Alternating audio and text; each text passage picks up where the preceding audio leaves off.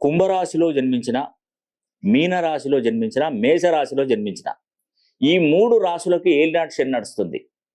ఏలినాటి శని నడుస్తున్నప్పుడు మనకి ఏం జరుగుతుందంటే ఉద్యోగాలకు అవకాశం రాదు, వివాహాలు జరగదు, వ్యాపారాలు నడవవు, ఆర్థిక స్థితిగతులు చక్కబడవు, చేయని తప్పులకు నిందారోపణలు పడతాము. ప్రతిదీ మన చుట్టూ మనల్ని ఒక సమస్య వరకు ఇంకొక సమస్య వేధిస్తూనే ఉంటుంది.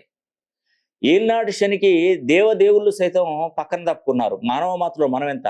శని అంటే అంతేనండి, ఒక్కసారి శని పడితే దరిద్రం 7.5 సంవత్సరాలు మనల్ని ఇబ్బంది పెట్టినట్టే. కానీ శని అసలైన భగవంతుడు.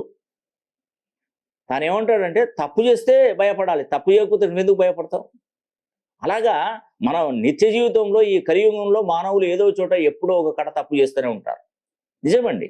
అది ఎవరైనా, సీఎం అయినా, పిఎం అయినా, ఏ రాష్ట్రపతి ఎవరైనా కూడా ఏదో ఒక చిన్న తప్పు జరుగుతూనే ఉంటుంది. అది బయటికి పెద్దగా కనిపించకపోవచ్చు, కానీ లోపల ఒక చిన్న తప్పు జరుగుతుంది. దాన్ని శని దృష్టి సాధించి చూస్తాడు, నువ్వు తప్పు చేశావు అని చెప్పేసి నేను శిక్షిస్తాడు ఏదో రూపంలో. అలాగా శని మన వైపు దృష్టి పెట్టకుండా ఉంటే సరిపోతుందండి. 100 మంది 1000 మంది కూర్చున్న దాంట్లో మనం ఒకరి వైపే చూసి నువ్వు రా, నువ్వు నా దగ్గరికి రా అంటే ఆయన ఖచ్చితంగా రావాల్సిందే. అలా శని దృష్టి మీ మీద పడకుండా ఉండాలంటే ఖచ్చితంగా ఒక్కసారి శని హోమం జరిపించుకోండి. ఆగస్టు 9వ తారీఖున నేను శని హోమం చేస్తున్నాను. ఖచ్చితంగా మీరు దేశ విదేశాలలో ఉన్న మీరు మా దగ్గరికి రానవసరం లేదు, పేరు గోత్రనామాలు పంపించండి.